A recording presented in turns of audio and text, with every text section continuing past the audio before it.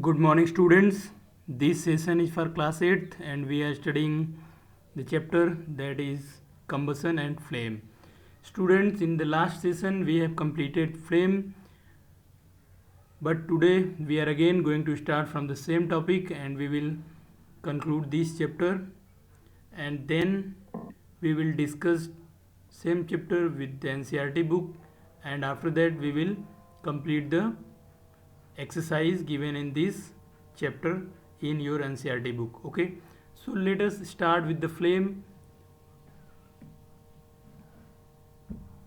Students, I hope you remember what is flame. Okay, so try to revise, try to recapitulate your answer, try to write this answer in your copy by yourself.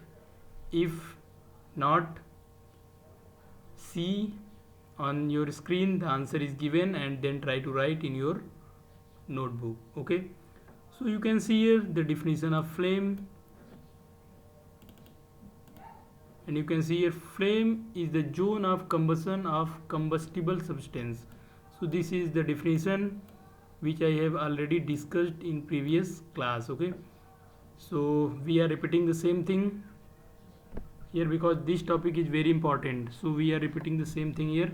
So flame is zone of combustion of combustible substance. Okay, so ये flame क्या है? Flame basically zone है. Zone का मतलब आप जानते हैं एक पर्टिकुलर एरिया, ठीक है, जहाँ पे कंबसन हो रहा है. ठीक है, तो जोन या एरिया आप इसको बोल सकते हैं, एक पर्टिकुलर एरिया.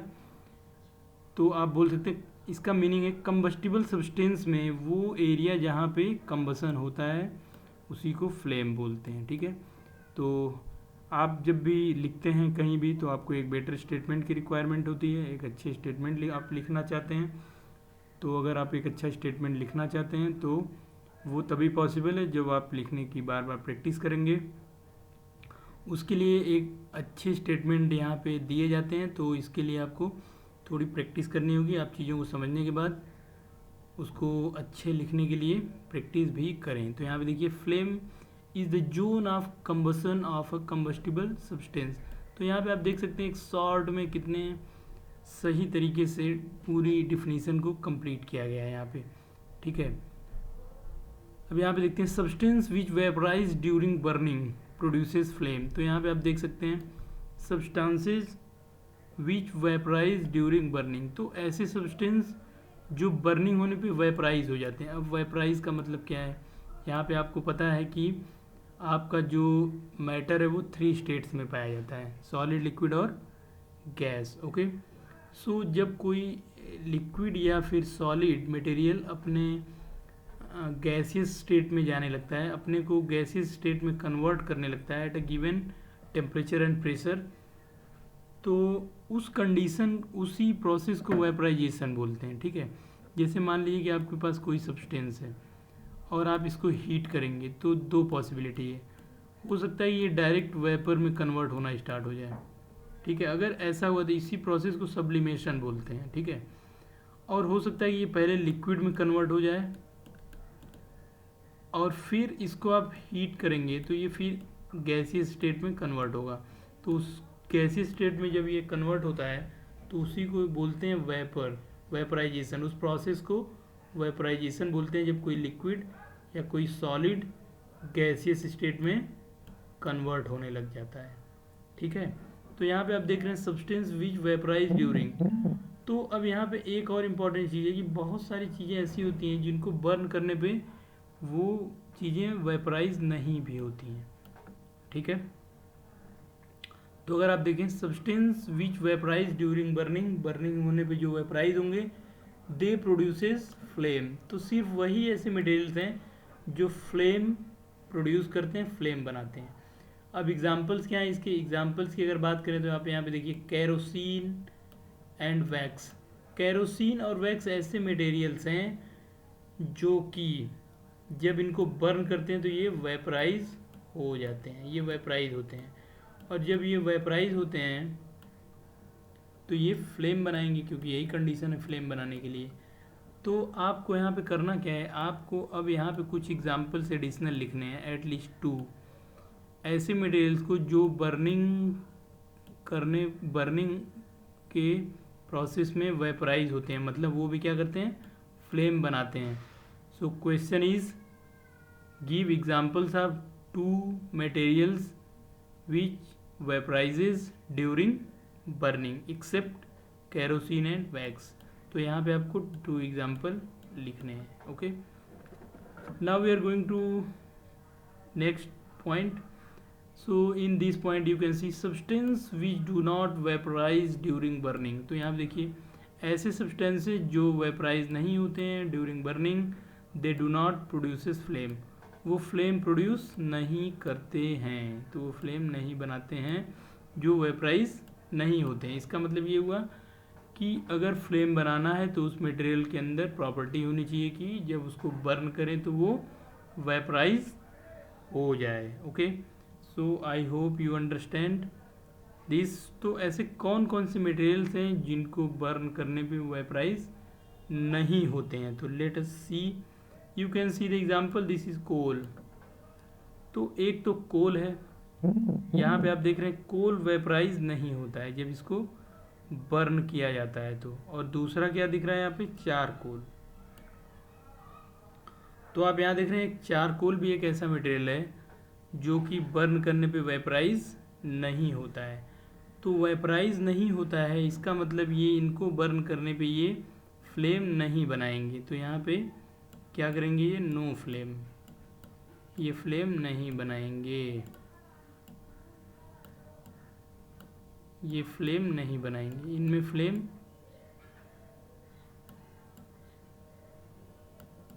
नहीं बनेगी। ठीक है, ये नो फ्लेम, ये फ्लेम नहीं बनाते हैं और ये वाले फ्लेम बनाते हैं। ठीक है, तो आई होप कि आपको समझ में आया है फ्लेम क्या है, व्हाट इज़ फ्लेम।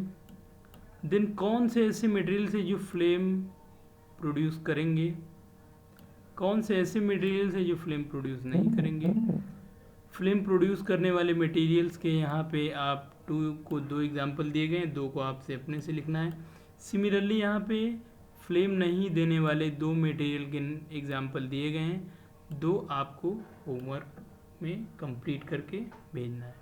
ठीक है स्टूडेंट, तो ये आपका होमवर्क है, इनको ज़रूर ढूंढें अपने घर में। आप कौन कौन से ऐसे मटेरियल्स यूज़ करते हैं जो कि बर्न होने पे वेपराइज होते हैं, लेकिन कौन से ऐसे हैं जो बर्न होने पे वेपराइज नहीं होते, इनका लिस्ट आप बना सकते हैं। और आप देखेंगे कि आपको बहुत सारे एग्जांपल्स आपके घर पे ही मिलने वाले हैं जो कि फ्लेम नहीं बनाते हैं, ऐसे सब्सटेंस और जो फ्लेम बनाते हैं, दोनों तरह के सब्सटेंस। ठीक है, तो आई होप कि आपको ये बात समझ में आ रही है। अब आपके सामने कुछ पिक्चर्स हैं और आई होप कि आप इन पिक्चर्स को ईजिली आइडेंटिफाई कर सकते हैं। तो चलिए आइडेंटिफाई करने की कोशिश करिए, ये क्या चीज़ है। फर्स्ट इसको आइडेंटिफाई करिए, सेकंड इसको आइडेंटिफाई करिए, ये क्या है, ध्यान से देखिए क्या है ये, और ये क्या है।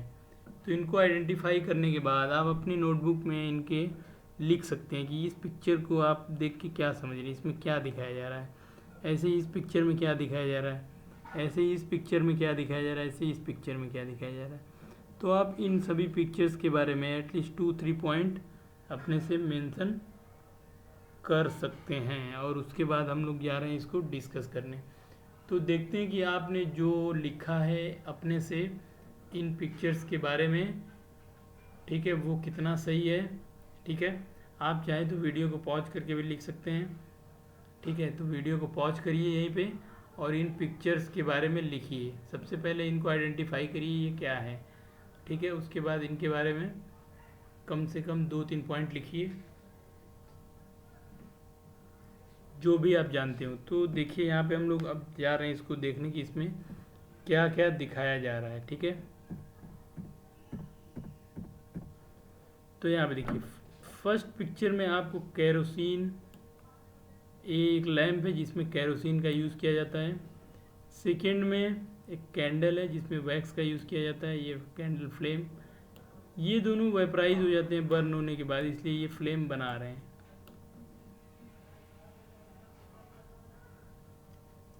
अब यहाँ देखिए ये है कोल, कोल को बर्न करने पे ये वेपराइज नहीं होता, इसलिए ये फ्लेम नहीं बनाता है। ऐसे ही चारकोल है, चारकोल भी बर्न होने के बाद फ्लेम नहीं बनाता है, ठीक है। तो यहाँ पे आप ये दोनों देख रहे हैं एग्जाम्पल से, ये दोनों बर्न होने के बाद फ्लेम नहीं बनाते, ये दोनों जो है फ्लेम बनाते हैं। तो फ्लेम वाले मटेरियल से ज़्यादातर वो लाइटनिंग के लिए यूज़ किए जाते हैं, जहाँ डार्क होता है रात को, जैसे लाइट देने के लिए, ठीक है। और इनका यूज़ ज़्यादातर हीट प्रोड्यूस करने के लिए किया जाता है, या फिर चीज़ों को गर्म करने के लिए इनका यूज़ किया जाता है, ठीक है। अब हम लोग समझ लेते हैं कि फ्लेम का स्ट्रक्चर कैसा है। तो आप देखिए इस पिक्चर में आपको फ्लेम का स्ट्रक्चर दिखाया जा रहा है। Structure of a candle flame है ये। इसको जो फ्लेम है इसको 3 डिफरेंट पार्ट में डिवाइड किया गया है। फर्स्ट पार्ट जो है इसको बोलते हैं हॉटेस्ट पार्ट। ये आउटर जोन है इस फ्लेम का, ठीक है। ये नॉन ल्यूमिनस जोन है, ये ब्लू कलर का होता है, और ये नॉन ल्यूमिनस है। नॉन ल्यूमिनस क्यों है, लास्ट क्लास में बताया गया है। उसके बाद यहाँ पे कंप्लीट कंबसन होता है। तो इसमें क्या होता है, कंप्लीट कंबसन।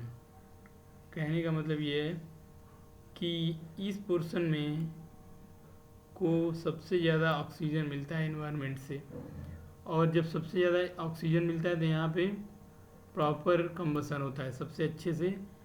और जब प्रॉपर कंबसन होगा तो उसी को बोलते हैं कंप्लीट कंबसन, ठीक है। तो कंप्लीट कंबसन जब होता है तो कौन सी गैस निकलती है वहाँ से, तो जब कंप्लीट कंबसन होता है तो कार्बन डाइऑक्साइड गैस निकलती है, ठीक है। सेकेंड वाले की अगर हम बात करें तो यहाँ पे देखिए ये मॉडरेटली हॉट है, मतलब इसके कंपेरिजन में कम हॉट है। इसको मिडिल जोन भी कहते हैं क्योंकि ये कैंडल के मिडिल में है, इसलिए मिडिल जोन है। उसके बाद ये येलो कलर का दिखाई देता है, and after that partial combustion होता है। तो यहाँ पे कंबसन जो होता है वो इस पॉइंट के कंपेरिजन में कम होता है, क्योंकि यहाँ पे ऑक्सीजन का लेस अमाउंट ही पहुँच पाता है, क्योंकि यहाँ पे फ्लेम की थिकनेस ज़्यादा है। तो आउटर सरफेस पे तुम्हारा कंप्लीट कंबसन हो सकता है क्योंकि ऑक्सीजन अप्रोप्रिएट अमाउंट में अवेलेबल है, बट अंदर क्योंकि ऑक्सीजन अंदर इंटर नहीं कर सकता, इसलिए इस पार्ट में अगर अंदर फ्लेम के अंदर की बात करें तो उस पार्ट में कंप्लीट कंबसन नहीं हो पाता है। ओके, इस पार्ट में कंप्लीट कंबसन नहीं हो पाता है, तो इसीलिए इसको यहाँ पे पार्शियल कंबसन नाम दिया जा रहा है, ठीक है। उसके बाद जो आपका थर्ड है वो list hot zone. List hot zone के बारे में देखते हैं। ये क्या है, ये इनर जोन है, ब्लैक होती है ये, यहाँ पे लाइट नहीं होती। Second, unburn wax vaporise. यहाँ पे अनबर्न जो वैक्स होते हैं, मतलब वैक्स भी बर्न होता है लेकिन जो बर्न नहीं करता है वो यहीं पे करेक्ट हो जाता है एट पॉइंट सी, हॉट सी, जो यहाँ पे सॉरी लिस्ट हॉट लिखा हुआ है। यहाँ पे देखिए लिस्ट हॉट, ये जो लिस्ट हॉट है यहाँ पे देखिए इनर जोन ब्लैक है, तो यहाँ पे ये वाला पोर्शन, ये यहाँ पे क्या होता है, अनबर्न्ड वैक्स वेपर होता है और ये ब्लैक कलर का दिखाई देता है। ओके, तो ये स्ट्रक्चर ऑफ फ्लेम है। इसके लिए आपको हम एक ही एडवाइस देना चाहेंगे, वीडियो को पॉज करिए, कॉपी निकालिए, फ्लेम अपने से बनाइए और उसका लेबलिंग करिए। अगर इतना कर पा रहे हैं आप तो ये बहुत इंपॉर्टेंट टॉपिक है, ये अक्सर एग्ज़ाम में आता रहता है, तो आपको कैंडल फ्लेम के बारे में बहुत ही अच्छे से जानना चाहिए। आगे चलते हैं, वहाँ पे डिटेल में आपको कैंडल फ्लेम के बारे में बताया जा रहा है। तो यहाँ देखिए structure of a candle flame. तो यहाँ पे देखिए स्ट्रक्चर में क्या क्या दिखाया जा रहा है।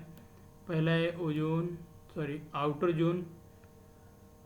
First one is outer zone, second one is middle zone, third one is inner zone. तो यहाँ पे आउटर जोन, मिडिल जोन और इनर जोन की कैरेक्टरिस्टिक्स के बारे में आपको बताया जाएगा, ठीक है। तो यहाँ पे देखिए इन आउटर जोन, अब यहाँ पे कैरेक्टरिस्टिक स्टार्ट हो गई, तो क्या क्या होता है, complete combustion of fuel take place. तो यहाँ पे फ्यूल का कंप्लीट कंबसन होता है। सेकेंड प्रॉपर्टी की अगर हम बात करें या कैरेक्टरिस्टिक बोल सकते हैं आप, the colour of the flame is blue, तो यहाँ पे फ्लेम का कलर ब्लू है। And the hottest part of the flame, flame का हॉटेस्ट पार्ट है ये। And it is non luminous part of the flame, और ये नॉन ल्यूमिनस है। तो यहाँ पे आप इसी चीज़ को 4 पॉइंट के फॉर्म में भी लिख सकते हैं। फर्स्ट लिखेंगे इन आउटर जोन में फर्स्ट कंप्लीट कंबसन होता है, सेकेंड फ्लेम का कलर ब्लू होता है, थर्ड ये सबसे ज़्यादा हॉटेस्ट जोन है, और फोर्थ में तो यहाँ पे देखिए it is non luminous part of flame है, तो ये फ्लेम का नॉन ल्यूमिनस पार्ट है। अब आप यहाँ पे मिडिल जोन के बारे में देखें तो सिमिलरली यहाँ पे मिडिल जोन के बारे में डिफरेंट कैरेक्टरिस्टिक्स और प्रॉपर्टी यहाँ पे मिलेगी। तो यहाँ पे फर्स्ट वन देखिए क्या है, partial combustion of fuel take place, तो इसमें क्या होता है, पार्शियल कंबसन होता है। सेकेंड मतलब उसके आगे, the colour of the flame is yellow, flame का जो कलर होता है वो येलो होता है। And is moderately hot part of the flame, और ये फ्लेम का जो मॉडरेटली हॉट पार्ट है, it is luminous part of the flame, और ये ल्यूमिनस पार्ट भी है। तो यहाँ पे आप देख रहे हैं आपको 4 कैरेक्टरिस्टिक्स डिफरेंट जोन की मिल रही है, जो कि बहुत इंपॉर्टेंट है। आप इस बेसिस पे दोनों टाइप में, दोनों डिफरेंट जोन्स में डिफरेंस भी कर सकते हैं, ठीक है। इसके बाद आपको मिल रहा है थर्ड, द इनर जोन। तो यहाँ पे देख सकते हैं, there are unburned vapours of the fuel and the colour is black and least hot part. तो यहाँ पे देख रहे हैं ये थर्ड जोन है जिसको इनर जोन बोल रहे हैं। यहाँ पे अनबर्न्ड वेपर्स अवेलेबल होते हैं जो बर्न नहीं करते of the fuel, and the colour is black, और ब्लैक कलर मिलता है यहाँ पे, ठीक है, इसका ब्लैक कलर होता है। तो इस बेसिस पे आप जो है किसी कैंडल फ्लेम को क्लासीफाई या कैंडल फ्लेम के डिफरेंट पार्ट को पढ़ सकते हैं और उसकी लेबलिंग प्रॉपरली कर सकते हैं। ओके, सो आई होप कि आप इस टॉपिक को बहुत अच्छे से रिवाइज करेंगे और आप इसको अच्छे से प्रिपेयर करेंगे। एग्ज़ाम में भी ये क्वेश्चन बहुत इंपॉर्टेंट है फ्लेम से रिलेटेड, ठीक है। तो यहाँ पे एक बार रिपीट कर देते हैं इसको। देखिए यहाँ पे कैंडल फ्लेम जो है उसके 3 जोन्स है, outer zone, middle zone and inner zone. अब इनकी कैरेक्टरिस्टिक्स यहाँ पे डिस्कस कर दिया गया है। इसको एक बार फिर से आप चाहे तो रिवाइज कर सकते हैं। अब यहाँ पे अगर हम देखें तो यहाँ पे टाइप्स ऑफ फ्यूल्स है। तो स्टूडेंट्स आपको पता है कि हम लोग जो मैटर का क्लासिफिकेशन करते हैं वो अगर हम लोग क्लास 8th लेवल तक में हैं तो हम लोग बोलते हैं कि मैटर के 3 स्टेट्स होते हैं, solid, liquid and gas. Okay, so जो हमारे फ्यूल होते हैं, कुछ फ्यूल हमारे ऐसे होते हैं जो सॉलिड स्टेट में मिलते हैं, कुछ जो होते हैं वो लिक्विड स्टेट में मिलते हैं, कुछ जो होते हैं वो गैसियस स्टेट में मिलते हैं। तो ऐसे कौन कौन से फ्यूल हैं जो सॉलिड स्टेट में मिलते हैं, ठीक है। तो यहाँ पे सॉलिड स्टेट फ्यूल की अगर बात करिए तो देखिए यहाँ पे वुड है, कोल है, चारकोल है। तो ये सभी ऐसे फ्यूल है जो यहाँ पे आप देख सकते हैं, ये सब ऐसे फ्यूल है जो सॉलिड स्टेट में है हमारे सराउंडिंग में, ठीक है।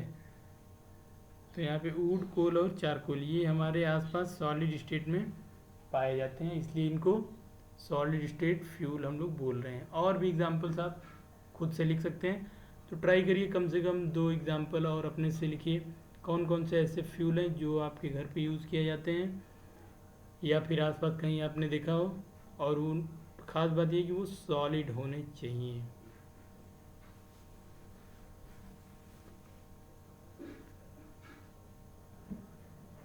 सिमिलरली स्टूडेंट्स आप अगर देखें लिक्विड स्टेट की बात करें तो हमारे आसपास कुछ ऐसे भी फ्यूल हैं जो लिक्विड स्टेट में एग्जिस्ट करते हैं एट रूम टेम्परेचर। इनमें मोस्ट इम्पॉर्टेंट जो हैं वो हैं केरोसिन ऑयल, पेट्रोल, डीजल, आप इनके बारे में जानते भी हैं। तो ये वो फ्यूल्स हैं जो लिक्विड स्टेट में हमारे आसपास एग्जिस्ट करते हैं। आप एक लिस्ट बना सकते हैं जिसमें और भी जो भी लिक्विड स्टेट के फ्यूल हैं आप उनके नेम लिख सकते हैं, ठीक है, और उसको कंप्लीट कर सकते हैं। यहाँ पे आप देख सकते हैं गैसीय स्टेट फ्यूल। तो किसको गैसीय स्टेट के फ्यूल बोलेंगे?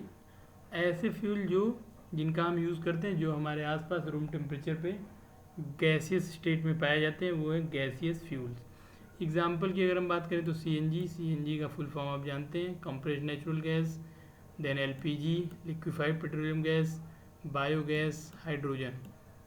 तो ये सभी ऐसे हैं जो नॉर्मल टेम्परेचर पे हमारे आसपास जो है ये गैसियस स्टेट में पाए जाते हैं, तो इसलिए इनको गैसियस फ्यूल बोला जा रहा है। तो यहाँ पे ये जो क्लासिफिकेशन किया गया है, ये क्लासिफिकेशन जो स्टेट ऑफ मैटर है उसके बेसिस पे यहाँ पे किया जा रहा है। इस पिक्चर में आप देख सकते हैं ये दोनों सॉलिड स्टेट फ्यूल है, आप इसको आइडेंटिफाई भी कर सकते हैं हमें लगता है। फर्स्ट पिक्चर में क्या है आप ज़रा चेक करके बताइए, फर्स्ट पिक्चर में क्या है ये? जी हाँ, ये है वुड। और ये क्या चीज़ है? ये है कोल। Very good. ये क्या है ध्यान से देखिए, एक्चुअल में ये पिक्चर एक लैंप का है, तो ये लैंप फ्यूल नहीं है, बट इसके अंदर जो फ्यूल डीप की भरा जाए वो फ्यूल है। तो इसके अंदर कैरोसिन ऑयल जनरली यूज़ किया जाता है, तो अगर कैरोसिन ऑयल इसके अंदर फिल किया गया तो वो यहाँ पे फ्यूल हुआ। ऐसे यहाँ पे आप देख रहे हैं इसका आंसर क्या होगा, तो या तो ये डीजल या पेट्रोल में से कुछ एक होगा, तो यहाँ पे चेक कर लेंगे, ठीक है। इसके बाद हम लोग आते हैं इधर गैसियस फ्यूल की अगर हम बात करें तो ये देखिए एक ऑटो है जो सीएनजी से चलता है, यहाँ पे देखिए सीएनजी लिखा हुआ है। तो ये जो है ये सीएनजी जो है गैसियस स्टेट फ्यूल है। सिमिलरली ये सिलेंडर का आप यूज़ करते हैं जनरली लाइटिंग के लिए भी, या फिर आप घर में कुकिंग के लिए यूज़ करते हैं। तो इसमें LPG liquefied petroleum gas fill की जाती है। तो आई होप कि आपको टाइप्स ऑफ फ्यूल समझ में आ गया है। अब हम लोग देखते हैं कि कैरेक्टरिस्टिक्स ऑफ गुड फ्यूल क्या है। तो गुड फ्यूल के कौन कौन से कैरेक्टरिस्टिक होने चाहिए, तो पहला देखिए the main characteristics of good fuel are, first it is readily available, तो ये रेडली अवेलेबल होना चाहिए। सेकेंड इज चीप, ये थोड़ा सस्ता होना चाहिए ताकि सभी इसको यूज़ कर पाएँ। Is easy to store and transport, इसको स्टोर करना और ट्रांसपोर्ट करना आसान रही।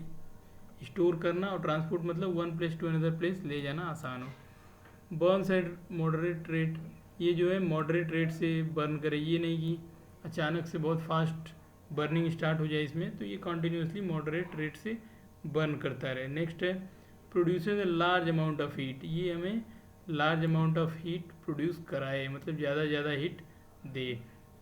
नेक्स्ट है does not leave behind any undesirable substance, तो यहाँ पे जब भी इसका हम यूज़ करें तो ये कोई अनडिजायरेबल वेस्ट मटेरियल नहीं छोड़े वहाँ पे। जैसे आप जानते हैं कि जैसे आप वुड यूज़ करते हैं तो वुड जलने के बाद राख बचेगा आपका, तो वो एक तरीके से अनडिजायरेबल अभी यहाँ पे सब्सटेंस है। और नेक्स्ट है डज नॉट कॉज पोल्यूशन, ये बहुत इंटरेस्टिंग पॉइंट है।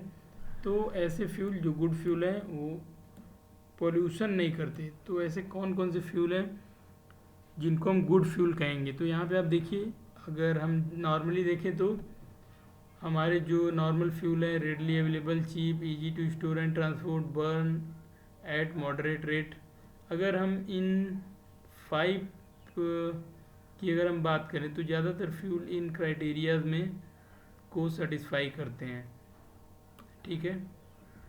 बट यहाँ पे जो 6th और 7th क्राइटेरिया है ये बहुत इंपॉर्टेंट है।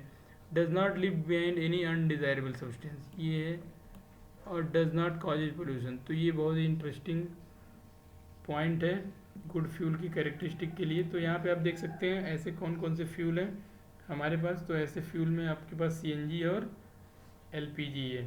सीएनजी और एलपीजी देखिए क्या सारी जो हमारे क्राइटेरिया है उसको फुलफ़िल कर रहे हैं, तो रेडली अवेलेबल, हाँ जी हाँ है, थोड़ी डिफ़िकल्टी के साथ लेकिन मिली जाती है हमें। एलपीजी की अगर हम बात करें, सीएनजी इजीली अवेलेबल है उन जगहों पे जहाँ सीएनजी व्हीकल्स चलते हैं, ठीक है। ये चीप, ये अफोर्डेबल कॉस्ट में है, गवर्नमेंट की हेल्प से आपको अफोर्डेबल प्राइस के साथ अवेलेबल हो जाती है। Third easy to store and transport, इसको इजी तो नहीं बोल सकते हैं बट फिर भी सेफली इसको स्टोर किया जाता है सिलेंडर्स में, ठीक है। तो एक तरीके से ये सेफ़ है, मतलब इजी भी बोल सकते हैं उसे किसी किसी कंडीशन में। तो यहाँ पे प्रोसेस एक तरीके से डिफ़िकल्ट है बट एक बार स्टोर हो गया तो ये इसको कैरी करना इजी हो जाता है। एंड ट्रांसपोर्ट, तो यहाँ पे इजी भी है और इसका ट्रांसपोर्टेशन भी होता है। Then next, burns at moderate rate. ऐसे फ्यूल मॉडरेट रेट से जलते हैं, ये नहीं कि अचानक से जलने लग गया, ठीक है, एक्सप्लोजन नहीं होगा इसमें। Produces large amount of heat, हाँ एलपीजी और सीएनजी दोनों ही हमें लार्ज अमाउंट ऑफ हीट देते ही हैं। Does not live behind any undesirable substance, हाँ बिल्कुल, कोई भी अनडिजायरेबल सब्सटेंस नहीं देते हैं। डज नॉट कॉजेज पोल्यूशन, हाँ बिल्कुल, पोल्यूशन भी नहीं करते। अगर हम पेट्रोल की बात करें तो देखिए पेट्रोल भी इन कंडीशंस को तो फॉलो करता है यहाँ तक, बट क्या 7th कंडीशन फॉलो करता है पेट्रोल? चेक करिए, क्या डीजल इसे फॉलो करता है? कौन कौन से ऐसे फ्यूल हैं जो 7th कंडीशन को फॉलो करते हैं? एलपीजी और सीएनजी, इसके अलावा और कौन कौन से फ्यूल है उसका आपको नाम लिखना है यहाँ पे, ठीक है। तो कौन कौन से ऐसे फ्यूल हैं जो 1 to 6 क्राइटेरिया फॉलो करते हैं और कौन कौन से ऐसे हैं जो सारी क्राइटेरियाज को फॉलो करते हैं, तो इसकी हमें लिस्ट बनानी है, ठीक है। सो आई होप कि आपको कैरेक्टरिस्टिक्स ऑफ गुड फ्यूल समझ में आ गया है, ठीक है। अब नेक्स्ट चलते हैं हम लोग। तो नेक्स्ट में आप देखिए calorific value of a fuel है, इसका मीनिंग क्या होता है पहले इसको समझ लेते हैं। तो यहाँ पे देखिए इसकी डिफिनीशन है, the calorific value of a fuel is the amount of heat energy produced on complete combustion of 1 kg of fuel.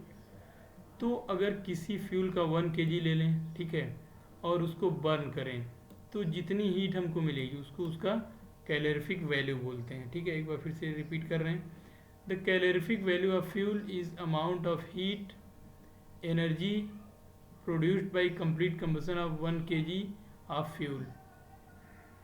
तो यहाँ पे अगर आप 1 kg फ्यूल लेते हैं और उसका कंप्लीट कंबसन कराते हैं तो जितनी हीट मिलती है उसे कैलोरीफिक वैल्यू बोलते हैं। तो अब यहाँ पे एक डेटा है जिसमें डिफरेंट फ्यूल की कैलोरीफिक वैल्यू गिवन है, ठीक है। तो यहाँ पे आप देख लेते हैं क्या क्या है। तो यहाँ पे काऊ डंग की अगर हम बात करें तो ये देखिए 6000 to 8000।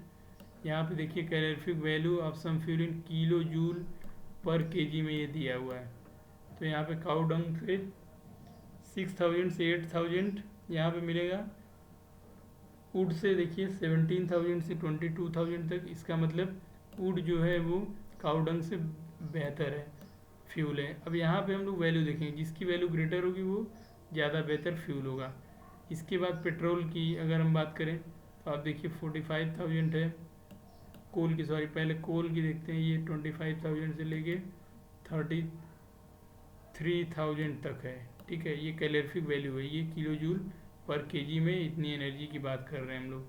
पेट्रोल में 45000 है, डीजल अगेन 45000, मेथेन की अगर हम बात करें तो 50000, सीएनजी 50000, एलपीजी 55000। तो यहाँ पे अगर हम बात करें तो सीएनजी की जो वैल्यू है वो थोड़ी हाई है as compared to, sorry LPG की जो वैल्यू है थोड़ी हाई है एज़ कम्पेयर टू सीएनजी। ये सब डेटा 1 kg जो हमारा फ्यूल है उसको जलाने पे जो मिलता है उसके बारे में। यहाँ बायोगैस देखिए, बायोगैस 35000 से 40000 तक है। और हाइड्रोजन जिसकी कैलोरीफिक वैल्यू सबसे ज़्यादा है, देखिए यहाँ पे बहुत इंपॉर्टेंट है, तो इसकी वैल्यू है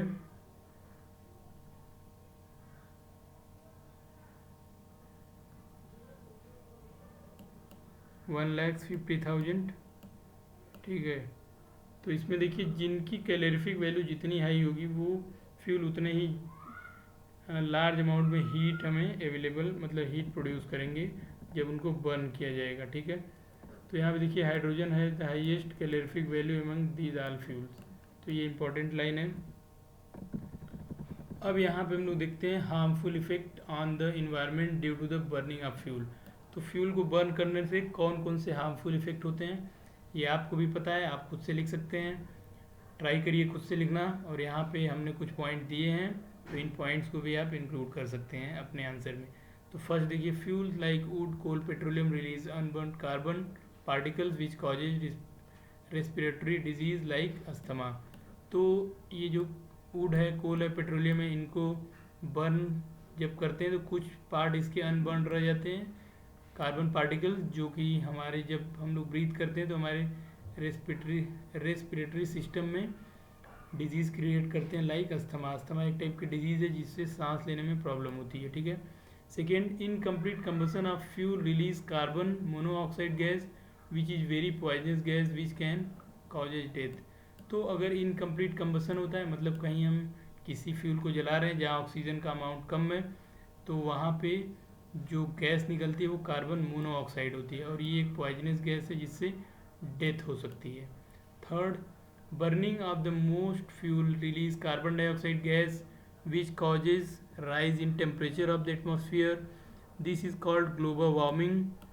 It causes melting of polar ice and rise in sea level and flooding of the coastal areas. So ये एक बहुत इंपॉर्टेंट पॉइंट है स्टूडेंट, इसको आप अपने आंसर में ज़रूर मेंशन करें। तो बहुत सारे फ्यूल को जब हम बर्न करते हैं तो उससे कार्बन डाइऑक्साइड रिलीज़ होती है जिससे इन्वायरमेंट में हमारे कार्बन डाइऑक्साइड का अमाउंट बढ़ता है। और हम जानते हैं कि कार्बन डाइऑक्साइड जो है वो रेडिएशन ट्रैपिंग गैस है। ये क्या करती है, जो हीट है उसको ट्रैप कर लेती है और इन्वायरमेंट के टेम्परेचर को बढ़ा देती है। अगर इन्वायरमेंट का टेम्परेचर ऐसे ही बढ़ता रहेगा तो पोलर हमारे जो आइस हैं वो क्या होंगे, मेल्ट होंगे, जिससे कोस्टल एरियाज़ में फ्लड का बहुत डेंजरस प्रॉब्लम, फ्लड से डेंजरस प्रॉब्लम हो सकती है, ठीक है। तो यहाँ पे ये पॉइंट ज़रूर अपने आंसर में लिखें। और लास्ट है हमारा, burning of coal and petroleum release oxides of sulphur and nitrogen which dissolve in rain water and form acid rain. तो यहाँ पे आप देखिए, कोल और पेट्रोलियम को जब हम बर्न करते हैं तो हमें क्या मिलता है, सल्फर और नाइट्रोजन के सल्फाइड्स मिलते हैं, ठीक है, सॉरी ऑक्साइड्स ऑफ सल्फर और नाइट्रोजन मिलते हैं जो इन्वायरमेंट में बने रहते हैं। और जब कभी बारिश होती है तो ये वाटर सॉल्युबल होते हैं, ये वाटर में घुल जाते हैं और वाटर में घुल के ये एसिड बना लेते हैं, जिससे जो रेन वाटर नीचे गिरता है वो एसिड रेन होती है, ठीक है। और वो बहुत ही हार्मफुल हमारे स्किन के लिए, बहुत ही हमारे स्किन, क्रॉप, इन सब चीज़ों के लिए बहुत ही हार्मफुल होती है, ठीक है। तो स्टूडेंट, आई होप कि आपको ये बातें समझ में आई हैं, ठीक है। और एक बार फिर से सेम चीज़ को हम रिपीट करेंगे। Student, try to revise the topics at least 2-3 times, then only you will get the deep concept about a given topic or a given concept, and you can apply that knowledge in different cases in your daily life, because these chapters are related to your daily life. So try to revise the chapters at least 3-4 times, then you will able to understand more and you will be able to write in examinations. Okay, thank you for watching.